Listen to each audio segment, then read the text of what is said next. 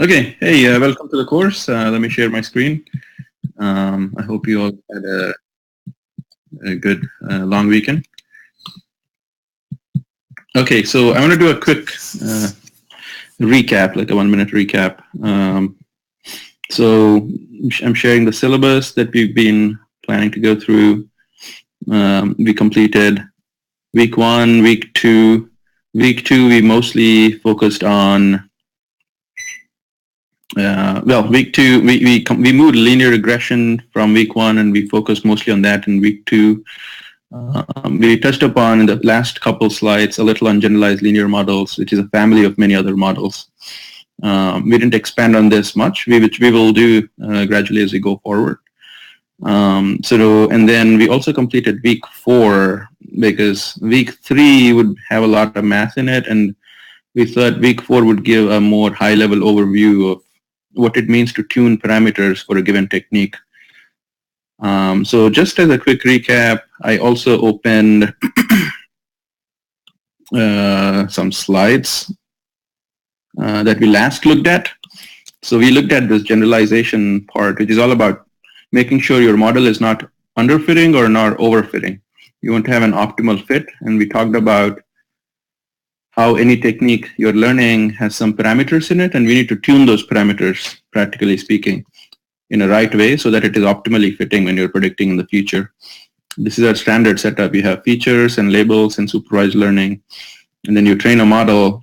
But we want to not only optimize here, we want to mainly optimize in the future when you deploy your model on new features where you don't even know what the labels are. So we talked about some simple examples, 2D data, where if you had two variables, and if you're in a regression problem, there's so many curves you can fit. The question is, which one is underfitting, which one is optimally fitting, and which one is, overfitting. So we talked how these things could be controlled for, so the red here is most likely clearly overfitting. So we talked about training and test error, and we wanted to minimize the test error, which is the expected expectation of your loss function, which could be the mean square error in terms of regression. So we talked about how all these could be tuned, these parameters, and we talked about what these parameters are for different techniques. So in linear regression, you have slope and intercept. There are other techniques. Each one has some set of parameters. We've not gone to the techniques yet. So for example, support vector machines has two parameters called kernel width and margin length. We will go through it when we read and understand how these techniques work. But in the high level point is whatever technique you're using, you need to tune these parameters so that you're neither underfitting or overfitting. And what's a nice practical way to do it is a method called cross-validation. So there are different kinds of cross-validation, but one that is popular is known as k-fold cross-validation. So here you take your data set and you divide it into k folds or k subsets, and then each time what you do is you drop one fold and put it aside as a testing data set, and you train your model only on the rest of your data set of input and output features and labels. So here, say you train on all this part of the data, and then once you trained your model, you test it on this, and you see how your prediction is being done. So the model during training has no idea about this, so it cannot cheat. So this is like a good way to test how it is performing. And the next time you drop the other fold, you train using the rest, and you test using what you drop. You do that every time you drop k. Each of the k folds one at a time and do this, and you average your errors you get each time, which is known as the cross-validation error. Now, how do we tune parameters? You choose a technique of your choice. Each technique, like I said, has different parameters. So say linear regression and these, so there are different parameters, right? For each choice of some discrete choice of the parameter, you give some value to those parameters basically, and then you compute the entire cross-validation error. You note it down. You try another choice of those parameters in terms of what values you feed into the model, into your function. Then you get the cross-validation error again. You try that many times, and then you choose some parameter values that give you the least cross-validation error. So that's some sort of way to quantify how your model will perform on a test data set in the future, and not just on the data you trained it on, because here it knows the answers already. So then we saw some of these theoretical curves that as you increase the complexity of your model, so by increasing complexity, I mean something like this red curve. As you keep doing that, your training error is going to become lower and lower, so the accuracy is increasing, less and less error. But that doesn't mean that a very high complexity, since your training error is almost close to zero, is a great model. It might be a horrible model. What you really care about is the cross-validation error, which is this dotted line. As you increase the complexity, at some amount it gets the lowest and then it starts increasing again. So if you use any parameter combination at this level of complexity, you're underfitting because you could have done better at this point. If you're using something here, you're overfitting. It will seem like it is doing great on the training, but when you deploy it, it will be giving bad predictions. So there's no point of training that model, right? Because you want to deploy it in the future for your business or research or whatever it is, application. So this was a theoretical thing from a book. This is what I ran myself to see if I can give an example of that. So I took some model which had a parameter called degree of the polynomial.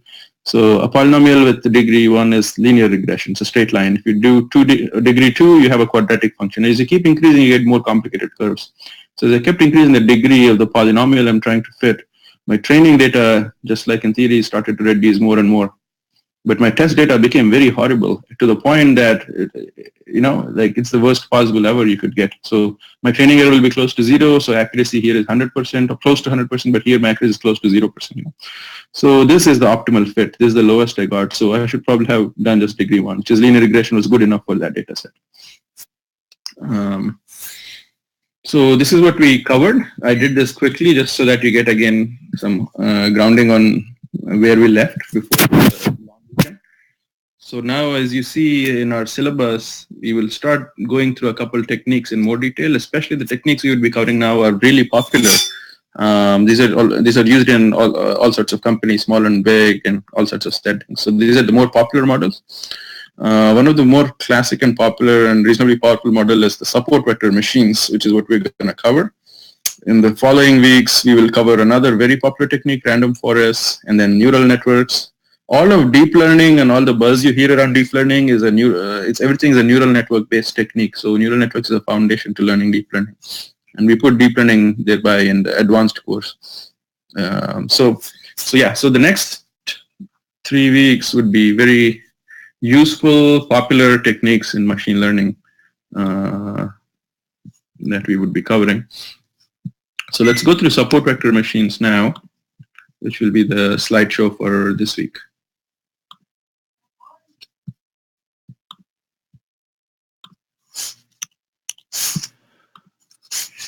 Okay, support vector machines.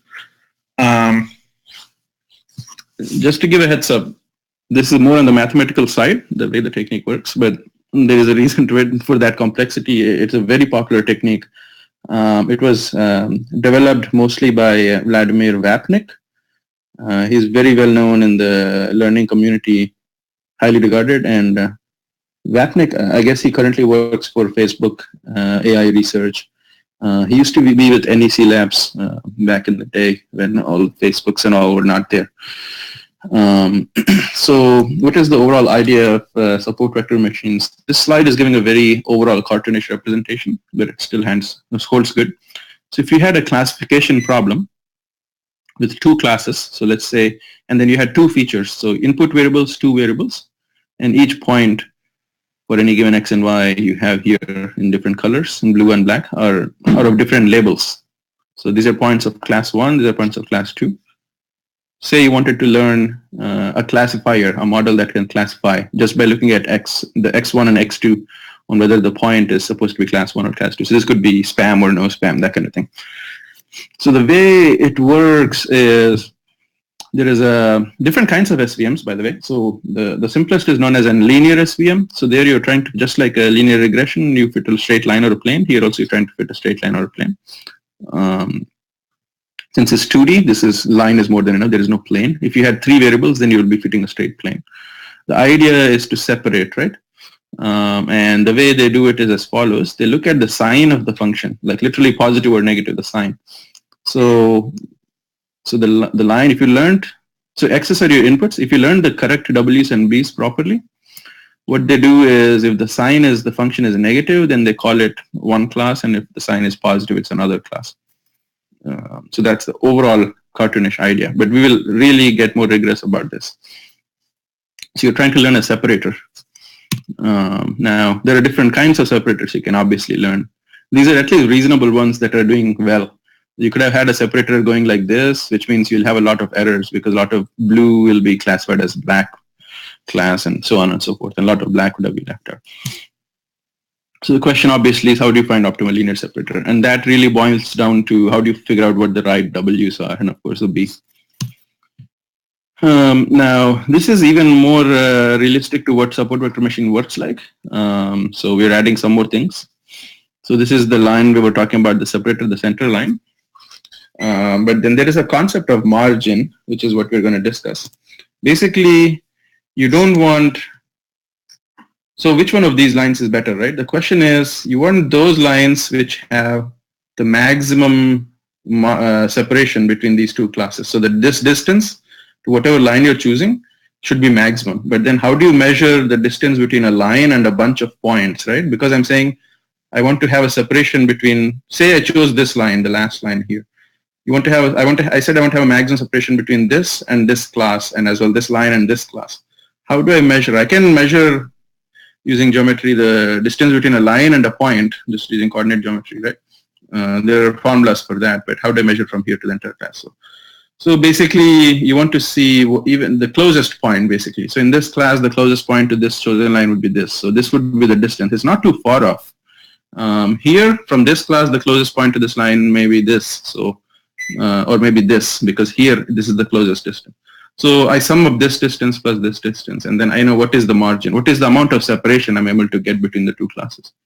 Now, the bigger the separation, obviously the better, because you want to have a better classifier. You don't want to be confused about, hey, this almost looks like class 1, but also very much like class 2. That's not a good classification, right? You want to be very confident about your separation. And obviously, if you drew some line like this, then you have having a lot of errors in terms of separation, all that. So there are two things you want to care about. How big the margin is. You want to maximize the margin. Number 2, just maximizing margin is not good enough, because you also want to maximize, you also want to minimize your error or maximize your accuracy in classification. So if I drew some line somewhere here, out in here, I can say it is very far from this class and very far from this class, but I'm putting everything in one class. So my classification accuracy is 0%, right? I'm not able to distinguish spam from no spam. So there is this very important trade-off between the accuracy of classification and how big your margin is in terms of classifying it. So that is exactly what support vector machine does, is what Nick introduced. Any questions, by the way? You can feel free to always interrupt. Okay, so basically, this is another cartoon representation. Here the margin is this, and so the distance is this between the two lines. That is your margin. Now, so you basically want to maximize the margin, and by the way, there is a standard formula in geometry to compute the distance between a point and a line, which looks something like that. So you literally, if you want to compute distance between a point, this may not be very clear here. So between a point, say x1 comma y1, say x1 was here, y1 was here. So the point is somewhere here. So if you want to compute the distance between this point and this line, what you do is you take the equation of this line, which is w transpose x plus b, and then in that equation you put in the point in the coordinates itself, so x1, y1 in here, and then you divide it by the sum of squares of values in w. This is a standard formula from coordinate geometry, so you're not required to memorize it or anything. You can always look it up on Google just by typing, say, how to compute the distance between a point and a line. You will get the equation, or the equation for distance from point. So that's what this is. Why are we writing it explicitly? Because we want to maximize the margin. Just saying the word margin is not good enough. We want to have some, you want to do it mathematically, right? That's how we can work with it. So what is the formula for the margin? It is this. So how do I maximize this is the question.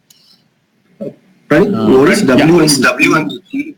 W and B are basically the coefficients of your equation of a line or a plane.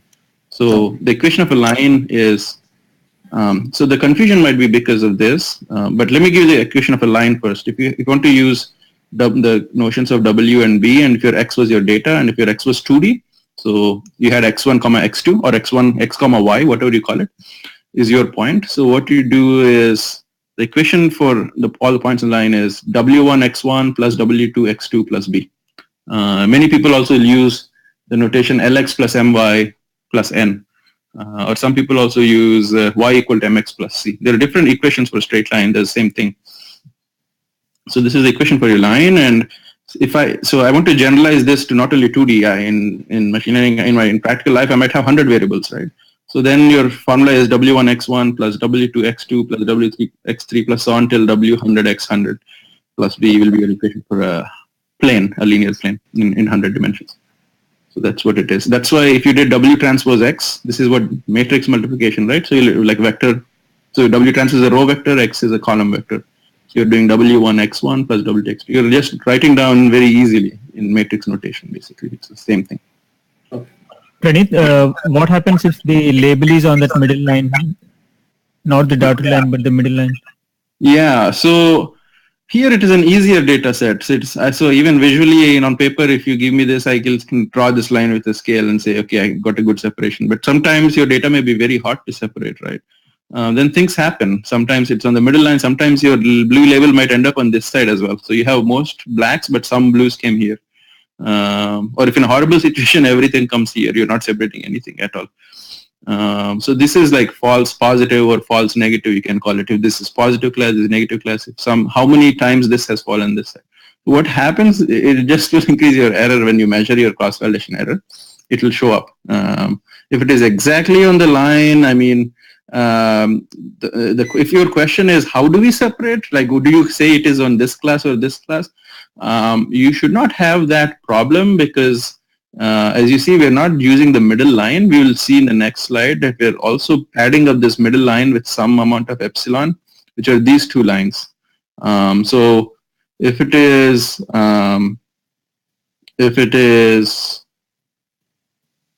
below this line, then you are more likely inclined towards this class. And if it is above this, below this line, you're more inclined towards this class. So that's what you would do. But then you can always ask, what if it is exactly on this line? I would say, I don't know, this is more like a computational question, right? You can just pick whatever your choice is. There's no mathematical answer to this. If it is exactly on this line or exactly on this line. You can pick however you code it, right? Or however the library is coding it. If you treat it as this class, then you treat it as this class. If you treat it as this class, you treat it as this class. It's up to you. So this is a good question, though. So, Pranit, yeah.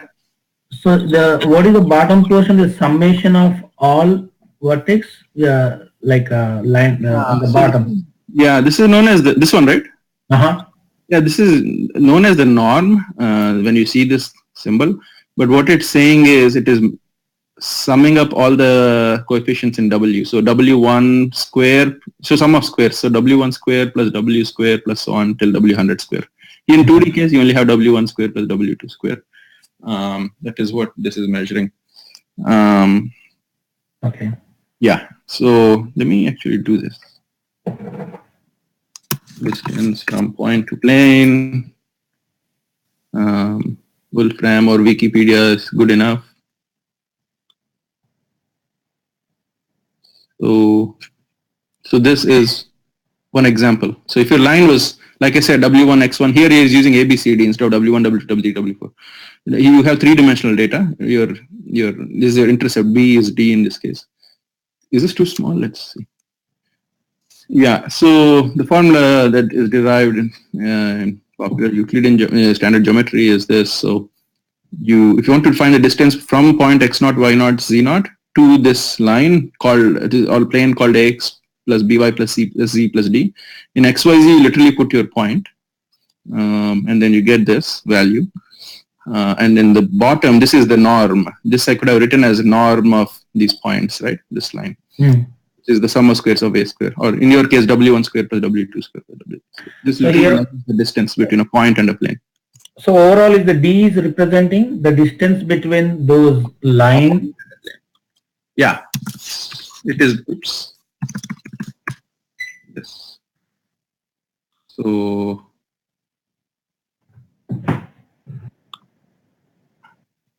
if you had some line like this, and I draw some point here, I want to measure this distance. This line is W1 x1 plus W2 x2, like that equation equal to B. This point is x0, x1, x0 comma y0 or x comma y. well, x0, y0. You have specific values, exactly what x0 and y0. You have exactly what this point is. If you want to measure this distance, you literally put x0, y0 in this line equation and divide by that norm. Oh, okay. Basically. Got it. And that is very useful as a, if you think of it like some gadget you use, right? It is useful in this overall idea. Oops. Yeah, because it's all about maximizing margin. You should be able to measure distances, right? So that's why it is useful, that formula. This is what it is doing. So what is the P representing here? P is the yeah, this is the margin. This is the length. This is the length between these two hyperplanes, these two lines. Okay, but we are not using P anywhere in this formula. No, this is a generic formula. So this is saying, say if you want to measure this distance r from this particular point, okay, then what is the formula? Now you can use this as what? Yeah, this is like some gadget we will use in the future now. Okay, but the overall idea is you want to maximize this row, this margin. Got it. Because then you have more strong separation between two classes. But also trade-off. At the same time, you also have to minimize your error in classification. So you cannot say I will put two lines very far off and say that is the classifier. You also minimize the classification error because that's the overall goal. So moving on. Okay, so what is going on is the following here. The way the classifier works, like I said, is based on the sign of the function, the W transpose x plus b. So if your class, if y is your label, right? X is your input data, y is your label data. You know this in training. So you know for what x's your label corresponding yi was -1, and for what xi is the yi is correspondingly class 1. So -1, 1 is class 1. This one is one class, this is another class. Based on that, you want to fit these margins and maximize the margin, minimize error. So instead of putting this like this if or else condition, that if this is this class, then this has to be below, and if this is this class, this has to be above that line. This is the same thing, exactly the same thing as saying multiplying yi with this and saying this is always greater than rho by 2.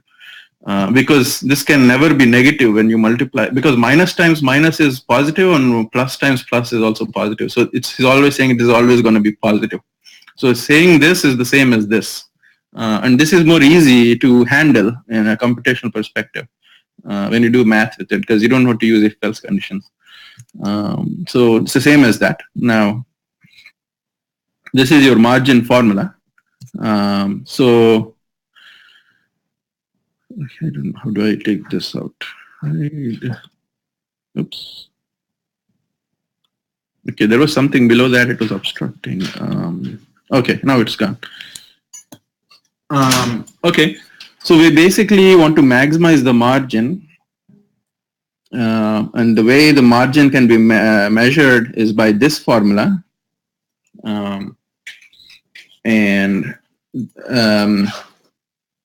Your R is nothing but this formula. So you want to maximize the margin, but you also want to minimize the error. Now but you want to find out what W's and B's will do that, right? So this is more clear. You want to find the W and B. This is the formulation of the SVM mathematically, of a linear SVM. You want to find the right W and B, obviously, because you want to know what is a separator, such that the margin is maximized. This is the simplification of the margin formula in that particular diagram. So, and you also want to make sure that this condition is satisfied, which means you're classifying properly, because that is what we saw here. This is dealing, okay, there are two equations here. I said we want to minimize classification error, which is about this. You want to classify as correctly as possible using the sign of this function that you're learning. And the other thing I said is you want to have maximum margin, and that can be represented like this. So what he said is this. Now I can write both in the statements at the same time. This is your problem. Find W and B such that the margin is maximized and this classification conditions is satisfied.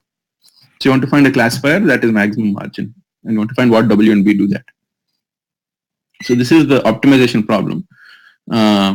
So the optimization always refers to maximization or minimization problem when you have a function, a mathematical function, and you might also have constraints. So here you have a constraint. This is the constraint.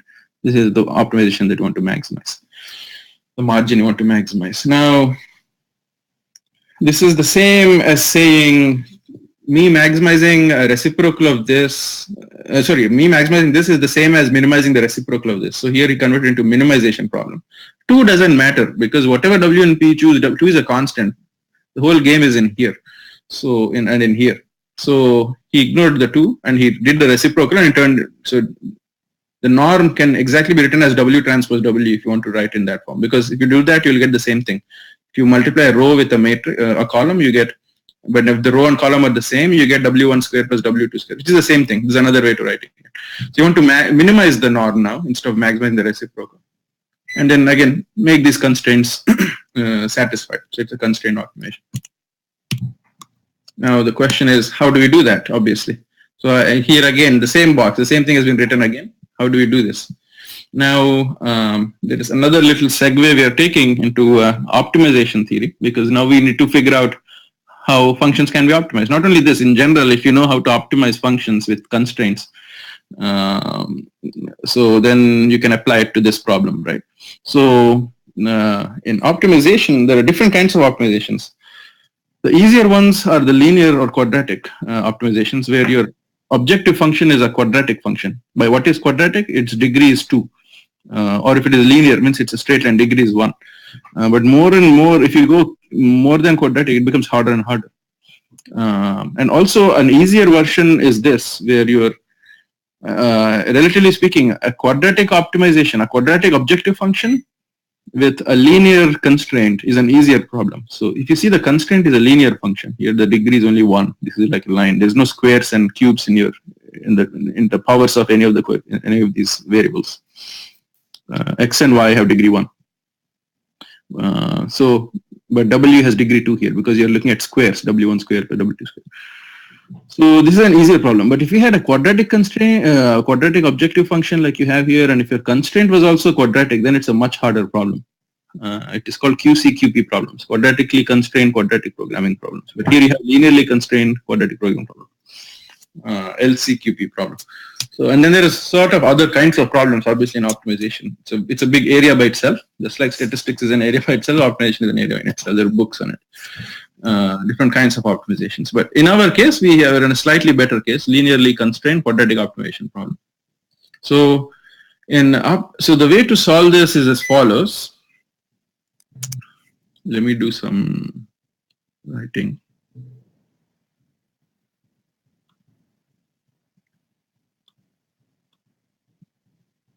So if you want to find, say, for generally speaking, if you understand the optimization part here, then you can apply it there. If you had some function f of x, so f of x has some definition, it's a function of x, so it could be x square minus 2x plus 7, or x square minus 2x square cube plus 75, whatever it is. It has some function, but x is unknown. And then you have some constraint, c of x needs to be satisfied. Say my constraint is a linear constraint, c of x equal to 0. It's a constraint. C of x could be, as long as it is linear, it's okay. So it can be 5x plus 5x equal to 3. It could be a constraint. Or 5x plus 5x equal to 2 is another constraint. So as long as that constraint is satisfied, or if it's a function of 2 variables, here also 2 variables, then I can have, this could be a quadratic. So it can be 2x square plus 3x equal to 5. So 2x square plus 3x equal to 5 could be one equation. Here it needs to be linear. So 2x square. So here 2x1 square plus 3x2 equal to 5. In 2 variables, linear would be, say, 7x1 plus 9x2 equal to 0. So what is it that I'm throwing out in terms of different equations? Here I'm only making sure it's a function of 2 variables or 1 variable, whatever you want, but the highest degree is 2, so it is quadratic. Here the highest degree is always 1. So all I do is sum a x1 plus sum b times x2. I don't do ax1 square plus bx2 square. So in that setting, that is what the setting we are in. This is quadratic linear. There is a technique called Lagrange multipliers. Lagrange is some mathematician. The way you find the x that maximizes this function or minimizes this function is as follows. This is what you want to find, right? So here in your case, this is margin, this is the constraint. The Lagrange multiplier technique does this. It does f of x. It introduces another variable, let's call it lambda. it joins these two as one single equation plus lambda times c of x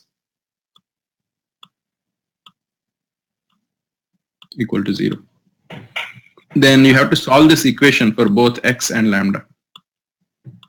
So you want to find which x and lambda satisfy this equation, and that will be your solution. He proved that automatically you'll get the x and lambda that satisfies the equation will be the one that maximizes f while satisfying this condition. There is some intuition to why he did this. Of course, there's a lot of math to it as well. But the intuition is as follows: the more error you make here, it will be so this will become negative. Sorry, depending on whether you're maximizing or minimizing. The more error you make here, so the away you go from the constraint, by error I mean the less you're satisfying the constraint, it is going to make it harder and harder to maximize this function. If this constraint is exactly satisfied, then this will be 0, and then then it is much easier to maximize this function. So basically, when you maximize it, it's also making sure that you're staying within the space of constraints that are being satisfied. But anyway, the technique is this, right? You want to join this, make this function like this, where lambda is known as the Lagrange multiplier. It's just another real number. You want to figure out which x and lambda satisfy this.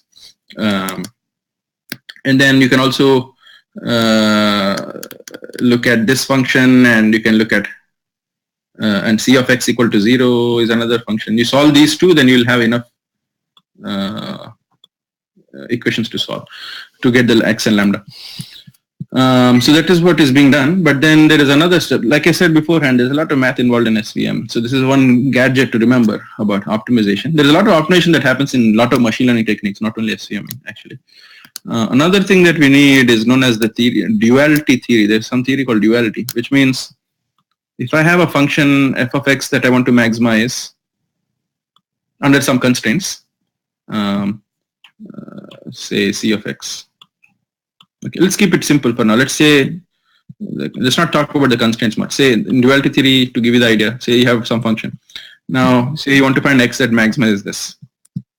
Duality theory says there is some transformation that you can do from x to another variable. So x is equal to, so I will say y equal to another variable y equal to say some g of x. This is some transformation of x, right? This is some function of x. But only for some specific transformations, then you will have another function, say h of y, which is known as the dual function, dual objective. So what the duality theory says is, maximizing this is one thing you can do if you want to go for it. But another thing is you apply this transformation on your data set, make it a problem in terms of y's, and come up with another function h of that y that you're learning from your data x. Now, it says, duality theory says, optimizing h of y, the solution that optimizes this, some y star optimizes this function. When, again, you apply this inverse transformation, then you can come back to x. Then x will equal to g inverse of y, g inverse of y star. Now, it says, if you optimize this function, the solution, then when you apply the, again, reverse, you go back from y to x, then the solution that you get here, both will be optima. So if you want to optimize this, you can just optimize this and then use this transformation. Then you will get an x star which ends up to be the optimization for this. So basically says, if I ask you question 1, you will say, I will come up with the question 2 myself, which if I optimize, the answer will also optimize question 1. But how do I go from the answer of question 2 to question 1? I use this transformation. So this is what duality theory means. So there is a dual problem. Solving this problem is a dual of solving this problem, or the other way around. So that is duality theory. If you search these things, you will see books and papers on this topic. But these two are the gadgets we will use for now in SVM. One is the Lagrange multiplier, which is how to find optima. Another is duality theory. So coming to that, this is what this was used back then by Vapnik. Okay, so if I read this, it says, need to optimize quadratic function subject to linear constraint, which we see here. Quadratic optimization are well-known class of mathematical programming problems for which several non-trivial algorithms exist. And usually the solution involves constructing a dual problem where a Lagrange multiplier, instead of lambda, he's using alpha I as the Lagrange multiplier, is associated with every inequality constraint in the primal problem, which is the original problem. This is the dual problem. In our drawing cartoon that I was drawing there, I gave you an example of one constraint, but here you have many constraints, right? Because if you have 100 points in your data set, 100 rows of data, or 100 columns of data, then you have 100 constraints, right? But here I is referring to row, by the way. So based on number of data points, you have more constraints, so you'll have more Lagrange multipliers, because one Lagrange multiplier, lambda or alpha, is for one constraint, but you want to satisfy all constraints, you put many Lagrange multipliers. So this is what this is doing, and this happens to be the dual problem that you want to maximize in terms of the y's and alphas while satisfying these constraints. So if you see in the dual problem, the constraint also got changed. So here you have this function, this constraint. Here magically you have some other function of alpha and y and x, and you have some other constraints. It looks like a completely different problem, but because of the duality theory, it says since this happens to a dual problem, the solution of this will be exactly the solution of this, as long as you know how to go from alphas to x's, because you want to maximize not x's, to w's and b's, because you want to maximize w and b in the end. So how do you go there? This is the transformation that is required. So this is the duality theory. You have this function, instead of solving this, you're optimizing this, you're solving this problem. And then you get some solution. This is a problem in terms of alphas. You get some solution in terms of alphas, given a solution to the dual problem. You want to know the transformation that will give you the corresponding solution to the primal problem. And this is the happens to be the transformation. So you obtain alphas, you compute these formulas, then you get the w and b that will automatically solve this function, this problem. So this is what is happening. This is the reason I took a couple minutes to show what is going on, because otherwise if you just look at this, there are so many things and theories being used, it will be very hard to understand why we are doing all this stuff. It might look like some garbage literally. So now you at least have some more idea of what is being done here. So given a solution of the dual problem, solution to primal problem is computed like that. And then once you have that, you know what your classification function is. That will be this, because you want to do W transpose X plus B, right? So if in W transpose, if you substitute this, and in B, if you in B you can substitute this, but that will exactly become like this. This is what you will get after simplification, obviously. So any questions here? I know I threw a lot of things at you. You want to maximize the margin, minimize the error. Margin is your objective function.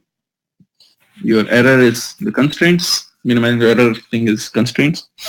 Then we talked of optimization. Instead of solving this, we solve another dual problem, which is this. And then we have a transformation from solution of this to the solution of this. And there is theorems to it, which will say if you do this, you'll exactly get the solution for the above first problem. So that's what happened here. And then now if you substitute the solution in your classifier, since it looks like this after simplification, it is interesting to see that you take your labels, you take your input variables are y, input variables are in x, you compute this x transpose x thing, which people call inner product. But all you need to do is that, and if you have the alphas and b's, then you will get the classifier. Based on this, you'll say it is class 1 or class 2. Now, this is linear classification. Now we are talking about soft margin, which means how do we go from, if you see the slide we had last time, which is about basically we were talking about underfitting and overfitting, right? How do we control for it? What are the parameters here in SVM? So one of the parameters that is important is known as the slack parameter, which is these epsilons here, which means since you don't want to get exact answer every time, sometimes it may be good, but sometimes maybe you're overfitting, maybe you're learning too much on your training data, but this thing will do a lot bad on your test data. So maybe what you want to do, since all of this is training data, you want to allow for small errors. You want to allow for some slack. The error is known as slack. It allows for, purposefully allows for doing some misclassification. So that slack is one variable that you use as a parameter in your R or Python function. They call this the cost parameter. What is the cost you're willing to take in terms of making the error in purpose? You don't want to make too much error either. You want to make little error. So this is the slack you're allowing for. So the amount of slack you choose decides how much you're underfitting or how much you're overfitting. That is one way to tune your SVM. So everything stays the same, but you're adding some slack. And so obviously, when you add the slack, when you put it in here, your equations change correspondingly. So your constraint becomes like this, your margin becomes like this, because you're allowing for some amount of, your cost is deciding, the C is your parameter, the cost parameter, it is deciding how much slack you're willing to take. If you put big cost, it means you're allowing for more slack. So parameter C can be viewed as a way to control overfitting. It trades off relative importance of maximizing margin versus fitting the training data. Now let me literally show you in terms of code. Things are a lot easier than all the math that you're studying here. So if I did say SVM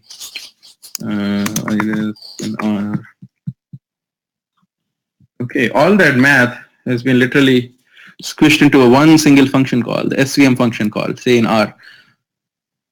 All you need is this library, this package. You load that library, say this is an example data is showing, species is the class variable, this is your input variable. You need to look at the inputs and figure out what class it is belonging to. All you need to do is pass output variable, input variable in your data set basically and pass into SVM. And if you do summary of the model, this is what it is returning. And if you see carefully, it is saying cost is what, this is what the cost it chose. This is the gamma. Gamma is another parameter. We will deal with that in coming slides, but it is showing what cost it chose in terms of cross-validation. So it tried many costs. It tried 100,000, whatever, 0.01, but this is the particular cost that gave it the least cross-validation error. And this cost is exactly the C that we are reading in here. So this decides how much you're trading off between maximizing the margin versus not maximizing the margin as much as you would do if there was no cost involved, which gives the trade-off between underfitting, optimal fitting, and overfitting. Now, once you have the model that you ran, say this again, here's another model he ran, then you do is use the predict function. When you have test data, if you had some other X coming in the future for which you really don't know what the output Y is, what class it is, then you train the model here, you call that model SVM model 1 underscore model 1. Then you use the predict function. So you basically predict using this model on what the output is supposed to be on this data set. Then it will give you some predictions. Then you can also tabulate to see the error. How many true class of setosa is classified as setos, whatever this is, when predicted. So looks like it made 0 errors. So all setosas were classified truly as setosa.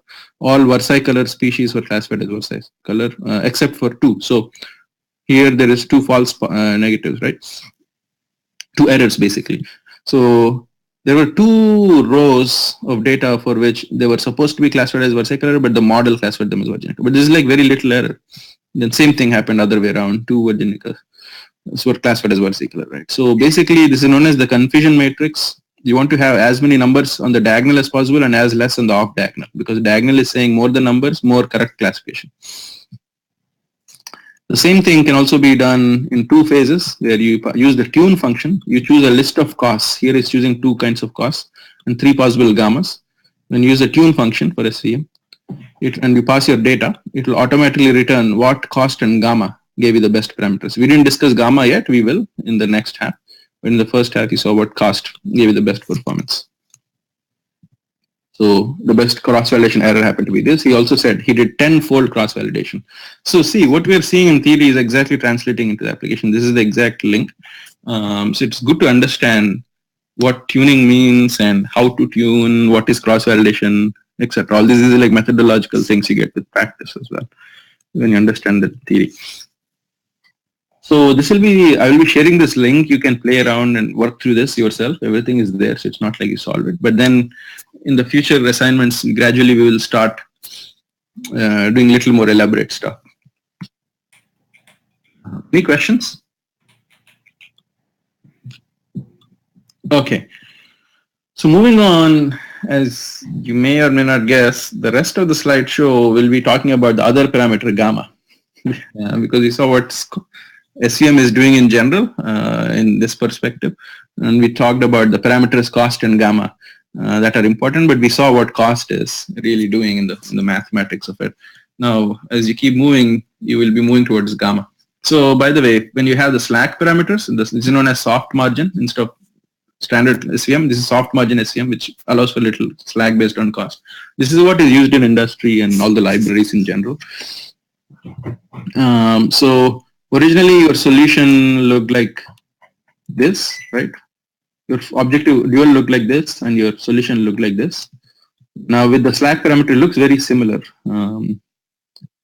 So some epsilons will come, but it looks similar, you know, the design looks similar. This is your dual problem, this is your solution again. Okay, this is all we studied about linear SVM. This is just a summary again.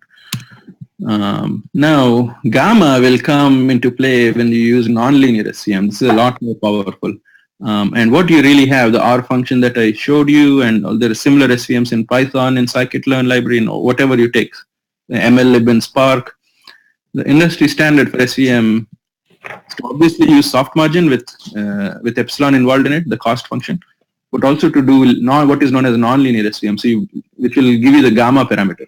So basically, you have nonlinear SVM with soft margin is what is being implemented outside.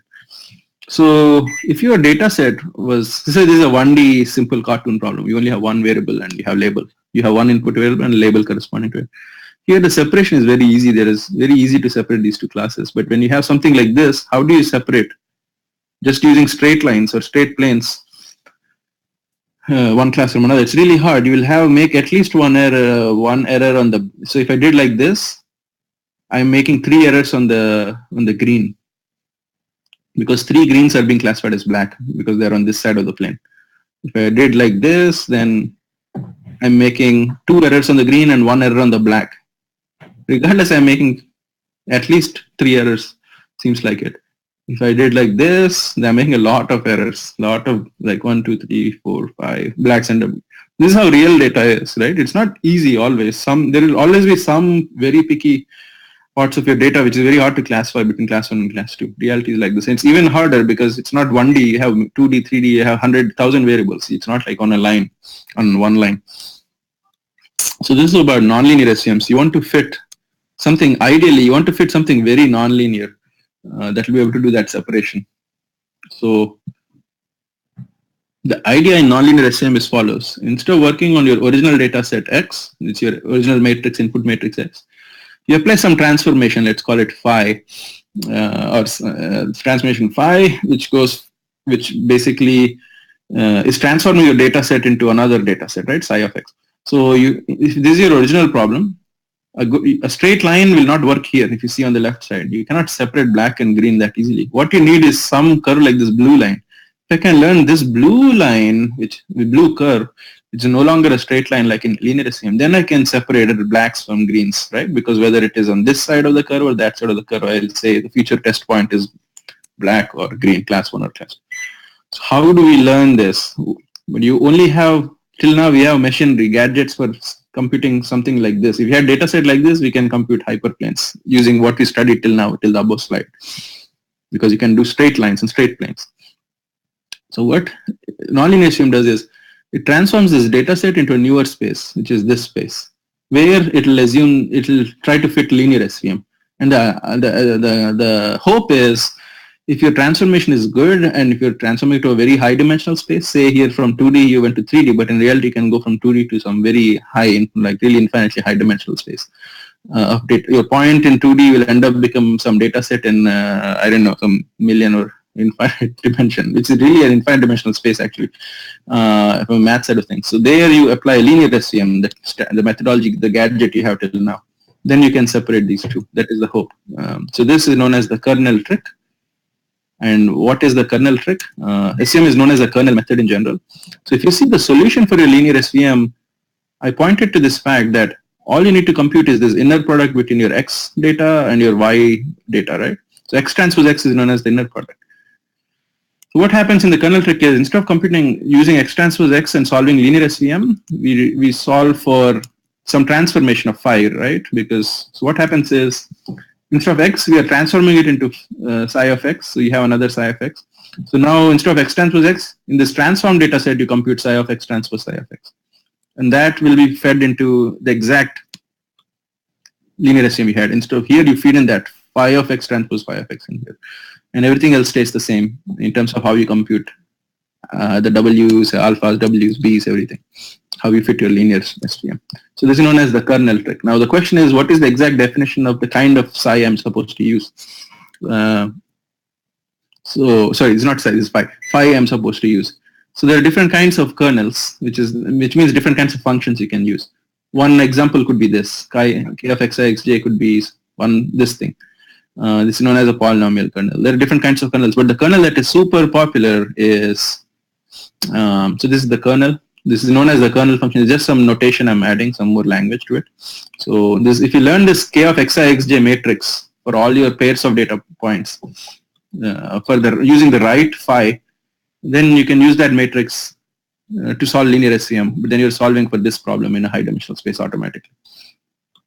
So now the question is, what is the K you want to use? One that is super popular. So this is a linear kernel, which means you're not doing anything. You're using xi transpose xj the way it is, which means you're doing a linear SVM.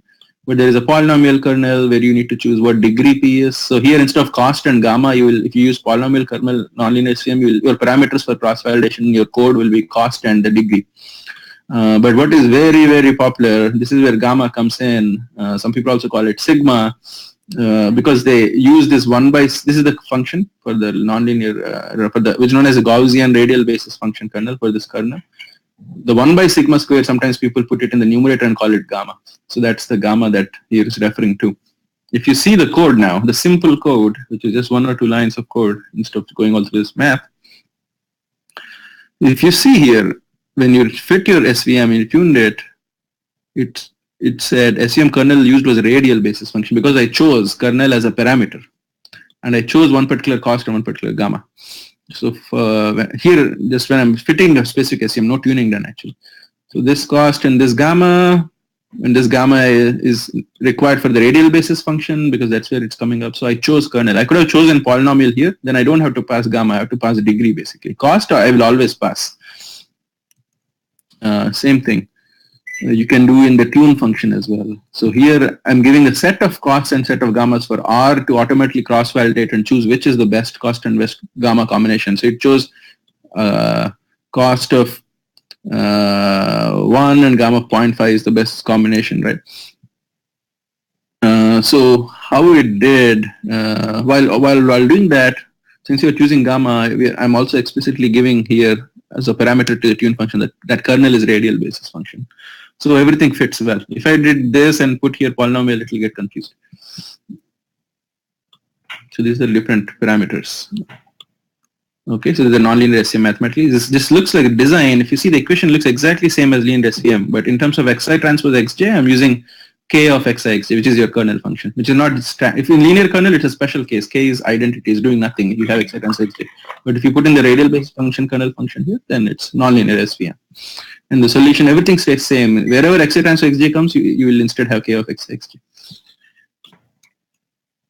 That's the end of it. So actually, we ended up exactly at 11 as we desired. Any questions? So very interesting. Sure. Yeah, not related to this class. Sure. But in general, like when at your workplace, right? Algorithms already derived, and you already have the functions. And when you guys are really doing some work at office, like when I attended AWS reInvent, they're talking about a lot of algorithms.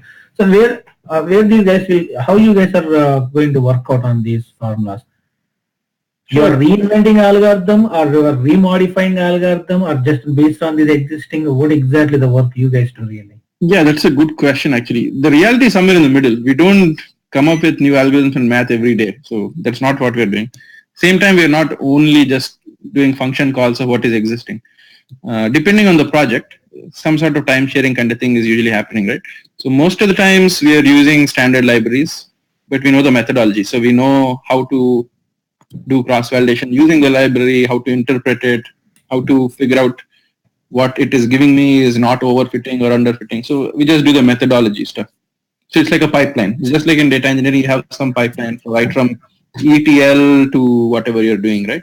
To whatever. So similarly, there is a pipeline here. You load data from ETL, then we deal with the missing values, data cleaning issues, ETL kind of issues. Some pre-processing for machine learning that is required, dealing with categorical. Then we start doing cross-validation, parameter tuning.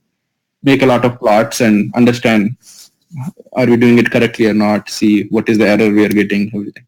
That most of the time we do that. But sometimes we have unique projects where we need to do some more mathematical or whatever algorithmic thinking as well, which is very domain-specific problems, right? So say I'm currently working in fraud detection for AWS in Amazon, right? So we have some very specific fraud-related business problems that need some research science kind of work. So there we do some more innovative, newer things. Where we come up with new ways of doing things. Same thing in other companies when I was working previously and other people as well. So there's a timeshare. The reality is somewhere in the middle. Yeah, so because yesterday when they were talking about all in the reInvent, they talked about the lens and a couple of other algorithms. What is that? I forgot. Let me bring that. So it will decide which model is good, and even that lambda. So they are developing a lot of lambda, not serverless related, and maybe sometimes ETL is a glue. So inside definitely there is something. So if that is, I was thinking like maybe you guys are doing such kind of algorithm. Yeah, we do. There is, yeah, but all I'm saying is we don't do only algorithm building or only using libraries. Some projects we just use standard stuff. So for example, I refit some model, some things that I can share without like simple things, nothing to do with IP. Sometimes there are some models in our group that we train only once in a year or once in 6 months. We have long-term models. So someone trained in 2016, he may or may not be in the office right now, he may have moved to some other responsibility. So someone has to retrain it. It could be the same person now in 2017. Then it's a standard stuff. Since Amazon works on very large data set, right, millions of records, we most likely will not pass it into like some R or some dust. It doesn't work. You need some big framework. So we do some scalable, we have something internal for machine learning, EML or AML, whatever you call it. So we use random forest or SVM from that library that Amazon built for us to use as a service across the company. Any group will use that. For example, if you're standing, then if it was a random forest technique or SVM technique, we just retrain it. It's just a duty. Okay, now but we monitor how the performance is. We know, we will see how to evaluate models in the future, which is more practically useful. But we know how our errors are, how we are predicting, how we are classifying fraud or no fraud, etc. Whenever we know it is dropping beyond some limit, then we say, okay, this is too old. The model has expired in 10 months. It's not performing anymore. It is just like random predictions or just 10% accuracy. It's not good enough for fraud. Money is going up. So let's retrain the model. That's a very typical project where I just use all the Amazon internal and external pipelines, do whatever cleaning and everything. Retrain the model, deploy it, and write some small note or some documentation about what the new performance is. And then we again follow up and monitor. Okay, now Praneeth retrained the model again, 2017 model. Now let's see how the error is performing, how well it is classifying the fraud. Then we monitor it again. Then we ideally want to see some improvement, that kind of thing. So this is a typical project where I'm not developing anything very using. But in this case, you are developing a model, right? I'm retraining a model, but I'm not working on the math, literally. I know how the math works in my mind, but I'm not really bothered about that day to day. I'm just using libraries. It's like some development pipeline. That's true. But the math is helping you like how to identify this error and internal things. If you know, that's why you know that how it is behaving. Yeah. So then I know what I'm doing. I'm not just randomly calling function and deploying it. Yeah. So that is the methodology part. Yeah, but then there are some other projects which I cannot really discuss, but there is always going to be some other projects which are a little more long-term where we do something more innovative, how change the issues. Every company has some day-to-day going issues, right? Some pipeline of ideas you want to solve and some problems face. So there we do more innovative stuff. Yeah, but Amazon and Microsoft, these are like really fast-moving companies, very much like other IT companies in general. A lot of research scientists end up working on pipeline-ish stuff than doing more research problem, more innovative problem solving. There are some other companies where research scientists do a lot more innovative stuff. And also within Amazon, there are many groups. If you're reporting to some professor kind of guy, which is one extreme, you will always be solving problems on the science side of things and less on the engineering side. There's a trade-off. Yeah. Yeah. They talked about something else also. What is this one? Is a SageMaker. Do you have any idea like what is SageMaker? No, I have no clue. You heard of this in reInvent? Yeah, because what they said is like, for example, you have different models you are running and which model is really good fit, which one is really helps. So they're trying to make it easy, our life. They're adding another interface in between. That SageMaker will take care of that. Hey, for you, this model is best fit, like that. Yes, so this might be a branded term that they're using for the product, but we have internal stuff as well we're looking at. We have different names. Some people call model management pipeline. What is your pipeline to manage models, right? Because At the study of Amazon, so many everything is a service in Amazon, right? Correct. Yeah. You write is a service that you develop in your group, but other groups can call your service as a function or API. That's how Amazon is progressing very fast. Now it's a large company. Every day, so many services are coming out into production. I know what I can use without developing the service myself from other groups. So there are different naming conventions. But this is an interesting problem, how to manage it. So if 1,000 models are coming up, how do I use the power of all models, retrain, keep track of everything? So it's like that kind of pipeline. Yeah. Oh, okay. So you guys will call internal different model management framework. No, but that may not be true across other groups. Another group might call it something else. This is what I am used to calling it when I talk to my colleagues. We need we are having 30 models. How do I track everything, retrain, how do I manage my 30 models? So for that, I call model management. Someone else may call something else. So overall, you guys use mainly Python or R and what? MATLAB? Yeah, there's a majority of Python, maybe 70%, but there is about 30% like me who you also use R apart from Python. I do both, but the people that use R are not really moving into Python, although they are also using Python or maybe only using R. So Amazon allows for both. Both inside. We're okay. Yeah. Python, if I were to recommend someone new, I would say Python is very good, especially if you're coming from like the software kind of background. Python is more well received or welcomed because your peers are all software developers. They find Python more easier to integrate with and more scalable, easy to maintain, whatever. All the deep learning is popular in Python than in R. Does Python have something which R doesn't have, or R has something which Python doesn't have? There are trade-offs. Yeah, both there are good and bad. Python is more scalable, faster than R. Even on desktop, if you run the same thing, you will see sometimes as you give large data, Python does it much faster. Some popular deep learning libraries, now they have interfaces to both R and Python, but for some reason, a lot of people are using it through Python just because Python is popular. So some deep learning libraries are known as TensorFlow or Keras or Torch. These are very popular for deep learning. Most of them use, even if they don't learn TensorFlow, they use PyTensorFlow or R TensorFlow. People are training themselves on the Python side when it comes to learning. Although you could do the same thing through R, which I do sometimes. Are they similar? If I learn R perfectly, will I be able to learn Python easily? Generally, if you can program in one or two languages reasonably well, it's not a big jump. But of course, you will have some headache in the first 3 months. As long as you do some hands-on project, personally or in company, only then you will really... Because the syntax, right? Even like how to reference some index in an array may be very different in Python or R. Okay. It's not a big... Python is new things. Yeah, but Python is really useful because, you know, most of the data preparation work, any ETL, not only modeling. If you really want to do a lot of ETL process, a code-based ETL, definitely you have to PySpark, for example. Yeah, PySpark, RSpark, Both sides will help.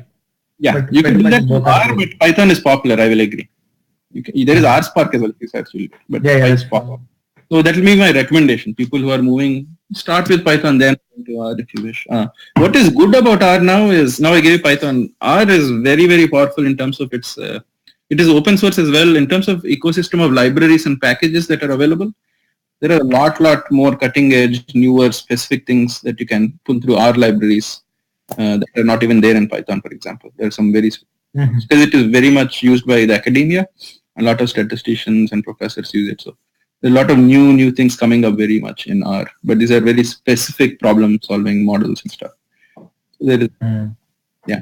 Then back in 2000s, there was, or before, I don't remember the date, in Python there is, what is really popular is scikit-learn, which you want to learn, which is the machine learning library. There you can access all these SVM random forest everything. Scikit-learn is a good library.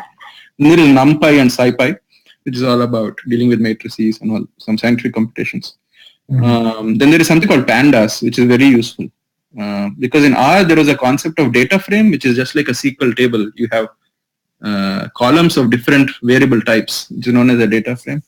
Python did not have a data frame concept back in the day, maybe 10 years back, I don't know the date, but now it is very popular through pandas library. You can do data frames in Python as well.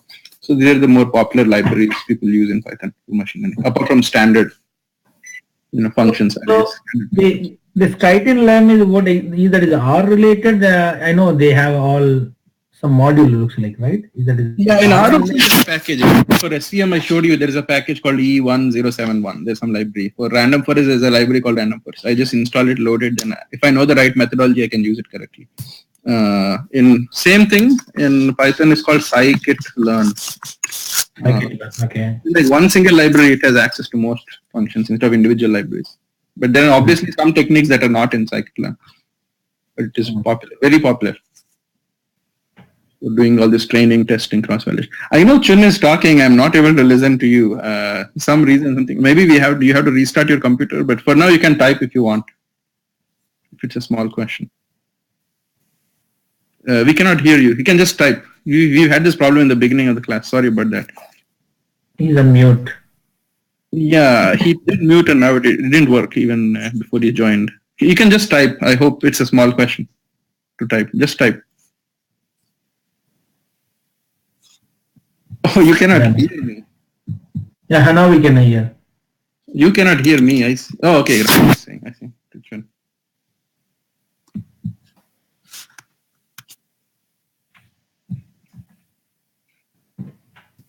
Let me text him.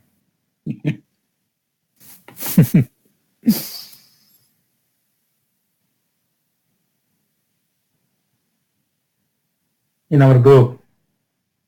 Yeah, I'm not sure he's checking or not, but yeah. Chat window. Yeah, let's see. Worst case, I can email him. We can create it individually. He can ask whatever he wants. So we can do it.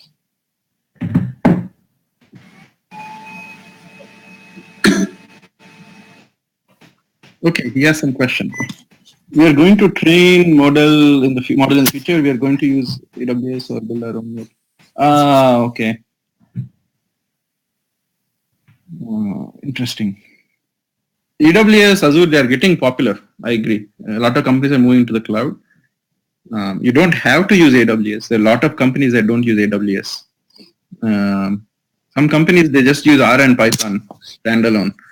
It may be running on their desktop, but when they deploy it, it will run on a server. So R or Python will be running on the server. So some scripts will do ETL, SQL stuff, and then the next line in the script will be some function called into Python. Everything is loaded like a container. So that's one way you can deploy it. So a lot of companies are doing that. They don't need AWS at all. But many companies are moving to the cloud, obviously. So if you want to run it on the cloud, you can use AWS, but honestly, the Amazon machine learning,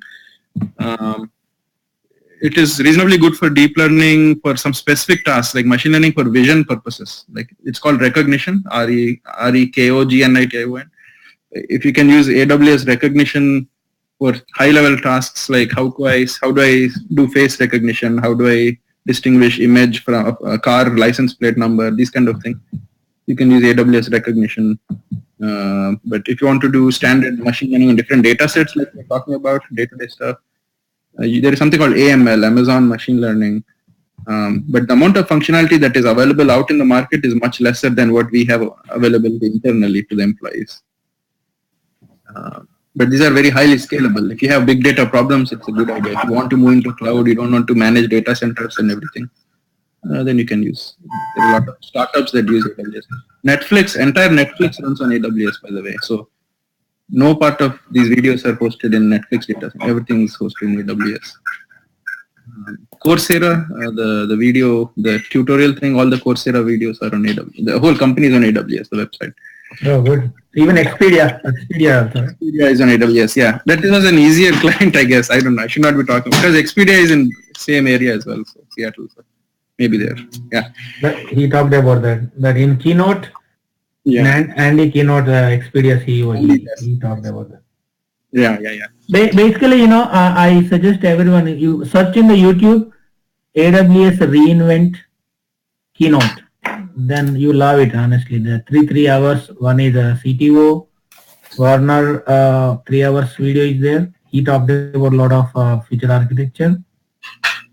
3 hours discussion on all these items. They're nice videos. Thank you, Venkat. That's like AWS event 17 Keynote. But like this.